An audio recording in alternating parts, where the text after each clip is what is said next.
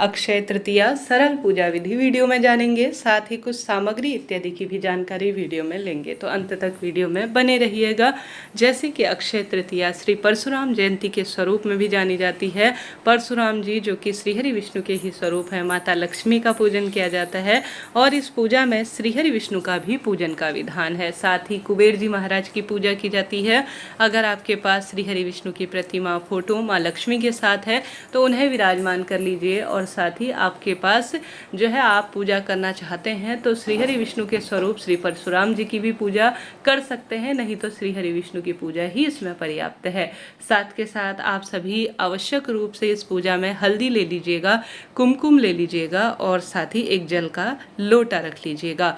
जो पूजा में सामग्री होती है जैसे धूप, दीप, नैवेद्य, अक्षत इत्यादि, मौसमी फल इत्यादि पर्याप्त रहेंगे। साथ के साथ एक घड़ा या दान करने के लिए कोई वस्तु आप प्रयोग में ले सकते हैं। घड़ा जो है मिट्टी का हो या कांसे का हो, तांबे का हो, इच्छा आपकी है, परंतु इस दिन मिट्टी के एक घड़े में जल भरा जाता है, उसके मुख पर मौली बांधी जाती है, उसमें हल्दी या कुमकुम का स्वास्तिक बनाकर भगवान जी के समक्ष जो मौसमी फल हैं उसे रखकर उसमें कुछ दक्षिणा रखकर समर्पित किया जाता है। बाद में किसी योग्य पंडित ब्राह्मण जी को इसे दान में दे दिया जाता है। इसकी पूजा विधि किस प्रकार से है, ध्यान से सुनिए। अक्षय तृतीया 10 मई 2024 के दिन मनाई जाएगी। इससे पहले वीडियो में शुभ मुहूर्त इत्यादि की भी जानकारी दी गई है। वैसे यह दिन अबूझ मुहूर्त के रूप में जाना जाता है, साल के सबसे बड़े दिन के स्वरूप में है। ऐसे में आप सभी को ब्रह्म मुहूर्त में कोशिश करनी है कि आप लाल या पीले रंग के कपड़ों का चयन करें, क्योंकि देवी लक्ष्मी और श्रीहरि विष्णु का दिन है। घर पर सुंदर स्वरूप में आप जो है नमक का पोछा लगा लीजिए, गंगा जल भी छिड़क सकते हैं। घर के दरवाजे पर जल इत्यादि का छिड़काव कर कर पूर्ण रूप से घर की साफ सफाई करें। फिर आप पूरे दिन भर में कभी भी पूजन कर सकते हैं, कोई दिक्कत नहीं।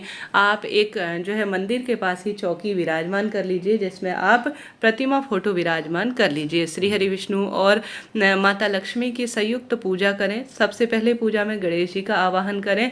दोनों हाथों को करबद्ध कर कर देवी लक्ष्मी, श्रीहरि विष्णु, अपने इष्ट देवी देवता, अपने पितृ और गणेश जी महाराज का ध्यान कर कर सबसे पहले गणेश जी की पूजा आप पूर्ण कर लीजिए। उन्हें दुर्वा, यज्ञोपवीत और रोली, चंदन, मोली, अक्षत इत्यादि सभी चीजें समर्पित कर लीजिए। तत्पश्चात जो है इसके बाद आप सभी पूर्ण रूप से देवी लक्ष्मी और श्रीहरि विष्णु की पूजा करें। आवश्यक रूप से देवी लक्ष्मी और श्रीहरि विष्णु को हल्दी और कुमकुम समर्पित करें, ऐसी मान्यता है। इससे मनोकामना पूर्ण होती है। साथ के साथ अगर इस दिन खीर का भोग देवी लक्ष्मी को लगा देते हैं, उसमें तुलसी का पत्ता रखकर श्रीहरि विष्णु को लगा देते हैं तो घर में धन धान्य की कमी नहीं होती है। साथ ही आप सभी को आवश्यक रूप से एक जल का लोटा भोग लगाने के बाद पूजा में रख देना चाहिए। विधि विधान से जैसी आप नियमित पूजा करते हैं, रोली, चंदन, मोली, अक्षत इत्यादि लगाकर वस्त्र रूपी कलावा इत्यादि समर्पित कर कर वह पूजा करें और भोग लगाकर जल का लोटा रखकर अपनी पूजा पूर्ण करें। अब अंत में अगर आपके यहाँ हवन करते हैं तो हवन कर सकते हैं, नहीं तो कोई दिक्कत की बात नहीं। एक दूसरा दीपक आप सभी प्रज्वलित कर कर इससे विधि विधान से देवी लक्ष्मी और श्रीहरि विष्णु की आरती कर लीजिएगा। भूल चूक के लिए क्षमा प्रार्थी होते हुए अपनी पूजा आराधना संपन्न कीजिएगा। जहाँ पर भी आप पूजा स्थल रखते हैं वहाँ पर हल्दी का एक स्वास्तिक बनाकर ही आप सभी चौकी विराजमान करते हैं तो इसे ज़्यादा शुभ माना जाता है।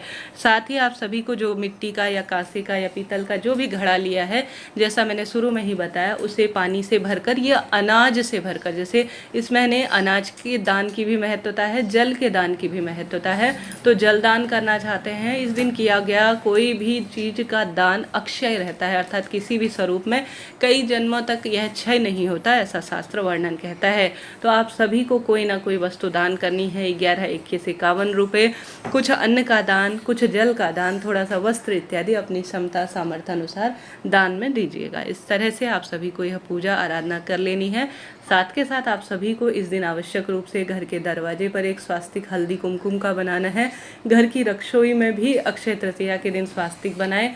घर की तिजोरी में और घर के मंदिर में आवश्यक रूप से इन 4 स्थानों पर आपको स्वास्तिक बनाना चाहिए हल्दी और कुमकुम का। ऐसी मान्यता है, इससे देवी लक्ष्मी घर पर स्थायी रूप से वास करती है। सोना चांदी नहीं खरीद पाते हैं तो कोई दिक्कत नहीं, माता लक्ष्मी के चरणों में आप चांदी का सिक्का समर्पित कर सकते हैं इस दिन खरीद कर।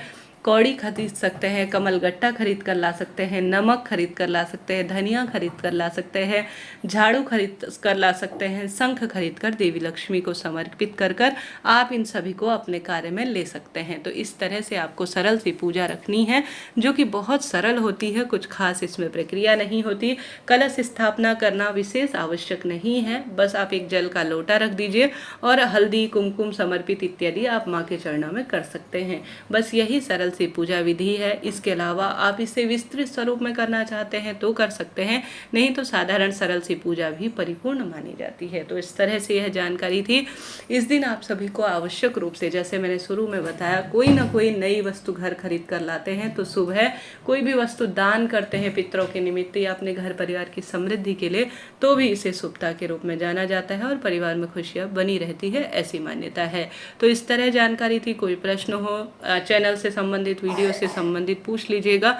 आपका अपना चैनल है, सभी सवालों के जवाब आप प्राप्त करेंगे। जय माता दी, हर हर महादेव।